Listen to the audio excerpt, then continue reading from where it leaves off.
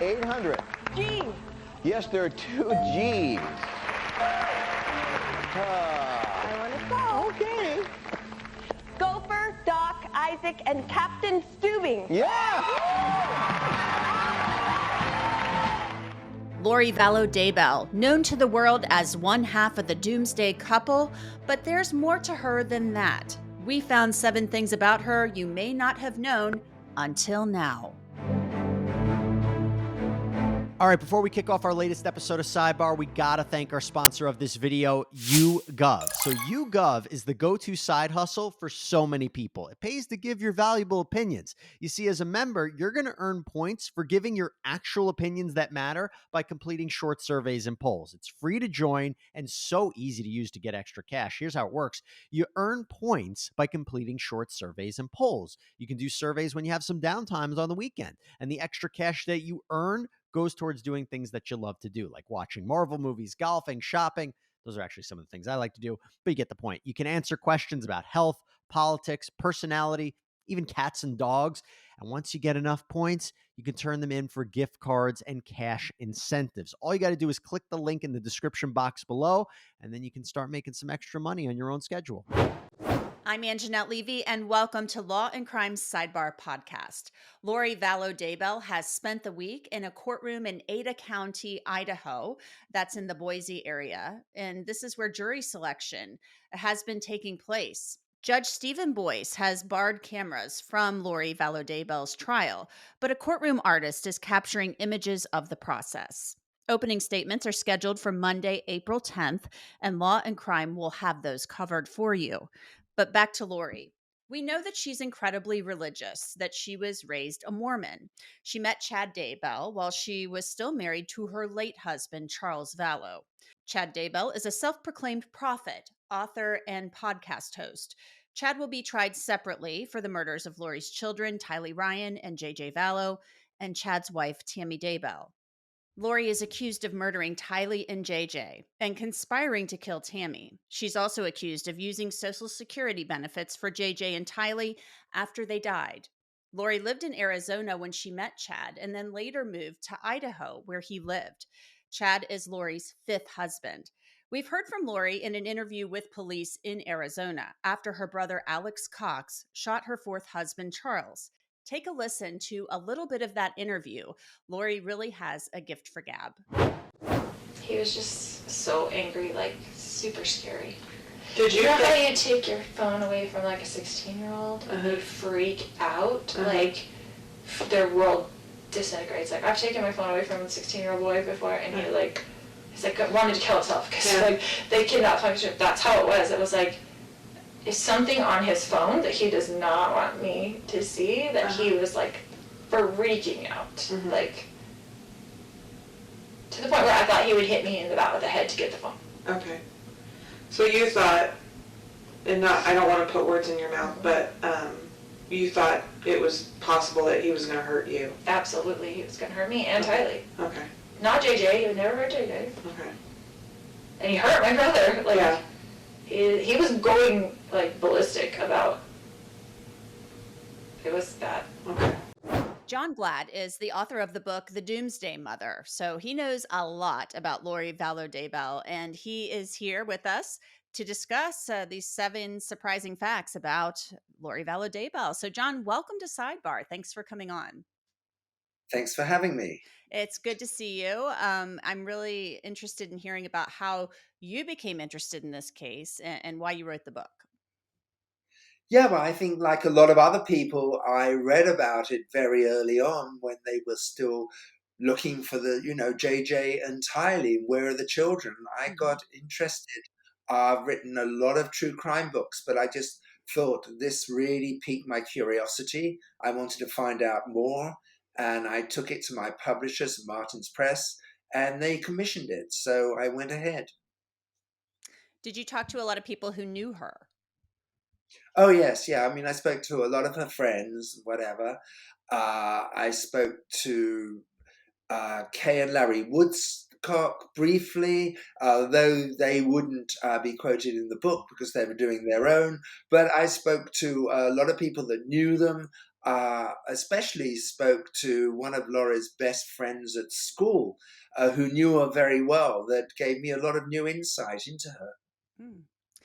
Uh, well, that's actually very interesting. So, John, let's talk about these 7 things that we are looking at.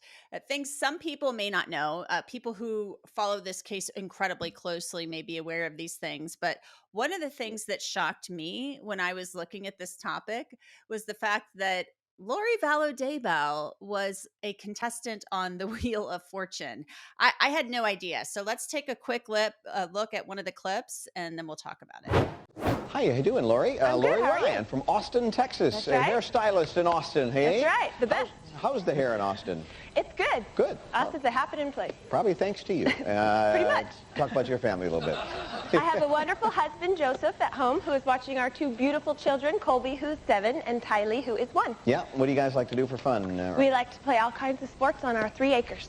Okay, sounds like you have a nice life there. We do. Congratulations. Thank Nice to have you with us.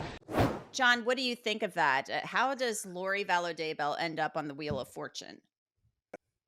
Well, Laurie says she told her sister, in fact, that she had a message from God that she was needed to appear on the Wheel of Fortune, and she entered for it. She actually got on the show. It's very interesting that she mentioned her husband at the time, Joe Ryan, who she was in the process of divorcing, but also her children, Tylee and Colby, she mentions. And she was bantering with Pat Sajak, and in fact ended up winning $17,500. And she told everybody it was a gift from God. Do we know about what year this was? I think it was 2001. It was about 20 years ago, maybe And 2002. she just looks like a nice young woman, mom, blonde woman.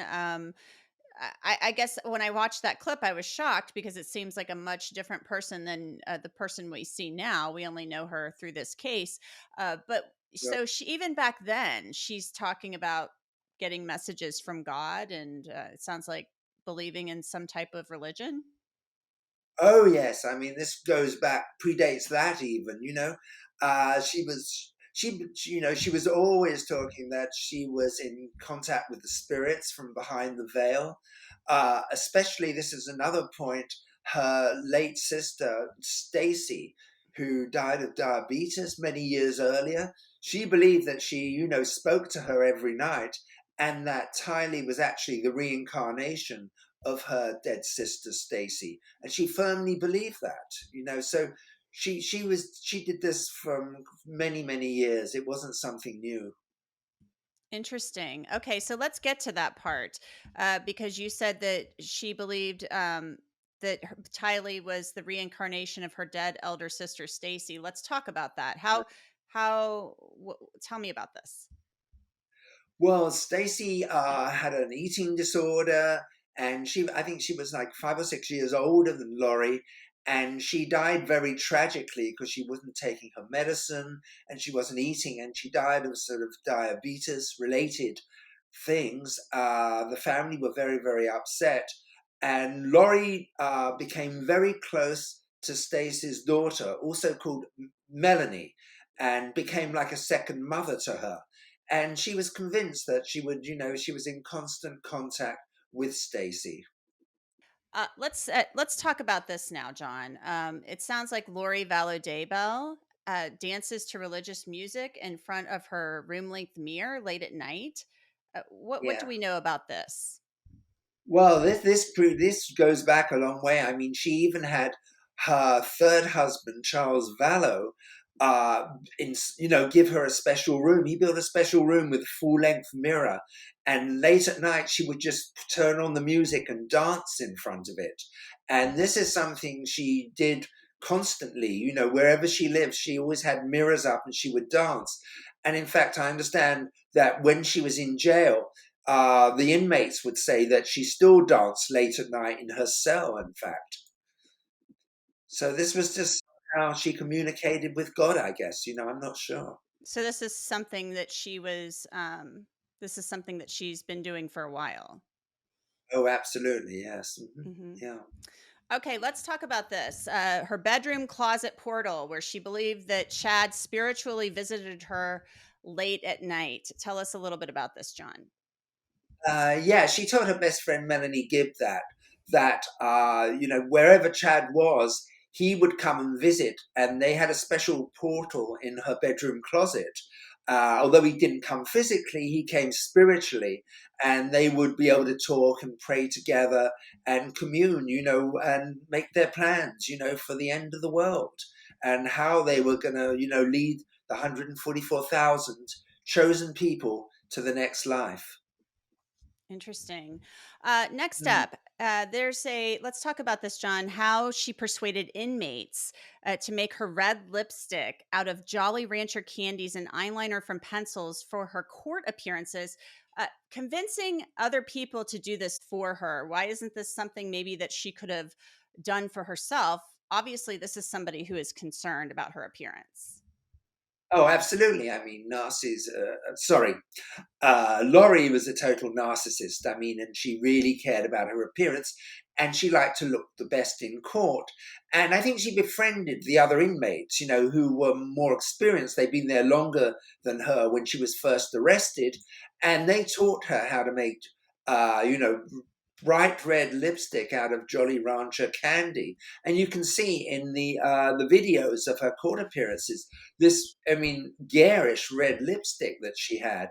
And they also, she did eyeliner from pencils. And this was like surviving behind bars for Laurie, to look her best, when the cameras were on her, when she did court appearances. And I can't help but think this may be one of the reasons there are no cameras. That Judge Boyce did not allow cameras in the court, because he knew Laurie would play up to it and act like she was, at a Hollywood opening or something. This is I find this odd, though, because she's able to convince these people. She's obviously made friends in jail. That's not unusual. Yeah. But the whole thing about being able to convince people to do something, this kind of reminds me of going back to the body camera footage when Charles Vallow was killed by her brother, Alex Cox. And she seemed to be able to convince these police officers of that nothing, that she didn't do anything wrong. Her brother didn't do anything wrong. Oh, she was very persuasive. I mean, she knew how to make put people at their ease, communicate to them and relate to them. And that's one of the things she was very good at. She had a natural gift for relating to people. And I'm sure that's what she did with the other inmates, who probably really liked her and wanted to help her. All right. Now let's talk about this part, because I always kind of wondered, what did Laurie Daybell do for a living? And apparently, Laurie Vallow Daybell, she's had several different names, had a home salon where she cut her clients' hair. Tell us about that. Yeah, I mean, that's what Laurie did for a living right from the beginning. She was a hairdresser. She worked in salons in Texas, Arizona, and whatever. And when she married Charles Vallow, he actually gave her a home salon. And also her previous husband, Joe Ryan, had given her a home salon too. So she would have her clients over, cut her hair. She'd cut relations' hair and whatever. And that's what she liked to do. And supposedly she was very good at it, Is this something that she had done for years and years, or what do we know about that? Well, that's the only job I could ever find Laurie had, was working in salons, cutting hair, beautician. So that's what she did for a living before she met, the men that would keep her. I know that there are sometimes, in jails at least, they'll have somebody come in, a barber or some type of person to provide this service. Is there any chance? I can't imagine giving an inmate, somebody who is charged with a serious crime as murder, a pair of scissors and having her have that kind of job in jail. Is there any indication that she's doing things for her fellow female inmates with this? No, I don't have a clue. It's been very, hush hush what's gone on behind bars since she was arrested. But I can say every court appearance, she looks really coiffed. Her hair looks perfect. She's got the makeup and everything. So, I mean, she's gone to a great deal of trouble to look good for these court appearances. But whether she's cutting other people's hair in return, I have no way of knowing.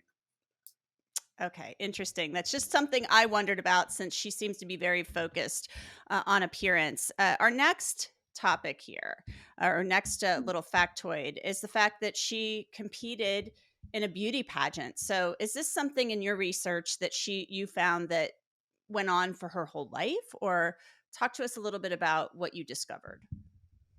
No, she actually won, I think, Mrs. Hayes County competition beauty pageant in Texas. She competed with that. Actually, she didn't win it. She was one of the finalists, and there's video of her, being interviewed. There was a swimsuit part of it. There was a costume part of it, and then she was interviewed, and she gave a very, very interesting interview for that. But I think she wanted to compete for Mrs. Texas. That was her next thing. But unfortunately, she didn't get through to it. Do we have any indication, I want to go back to the religion part of this, John. Do we have any indication that this is something, I mean, was she raised in an incredibly religious household? Was she always a Mormon? What do we know about that? Well, her parents were Mormon. She was raised in a Mormon family. I mean, they went to church, they practiced, but I mean, Laurie's childhood friend told me that they were always very surprised because Laurie's mother, Janice, would go out in hot pants and leopard skin tops and everything and looked anything but a devout Mormon. She was very fashionable in that way. So nobody really knows, but Laurie always claimed to be, in the religion, and later on she got more and more devout. As far as the beauty pageant stuff, John, was this, I forgot what you said about whether or not she was doing this for long periods of time or. No, I think that was the only one, the she was looking for Mrs. Texas. So she went in the early stages and went to Mrs. Hayes County, and didn't win that. John, do you think that you'll be traveling to Idaho for this trial at all? No, I don't. I mean, basically, I probably wouldn't get in the courtroom. I finished the book over a year ago. I've moved on since then, to other projects. So no, I'm not going to be going to Idaho. And unfortunately, I would have been watching it on television if it had been allowed cameras in the court, like the Murdoch trial. For the book I've just written on Alex Murdoch, but that's not going to happen. So like everyone else, I'm just, getting it through Twitter and other, reportage. So not something you're continuing to follow very closely, but obviously something that captivated your attention and you decided, hey, this could make a good book. Pretty much, yes. But, I've been following it pretty closely, since I finished the book. But for me to go to Idaho and cover it, I don't think so. All right. Well, John Glatt, author of The Doomsday Mother, we appreciate your time and appreciate you joining us. Thanks so much. And we look forward to having you on again. My pleasure. Thank you very much. And that's it for this edition of Law and Crime Sidebar podcast. You can listen to Sidebar on Apple, Spotify, Google, and wherever else you get your podcasts. And of course, you can always watch it on Law and Crime's YouTube channel. I'm Angenette Levy, and we will see you next time.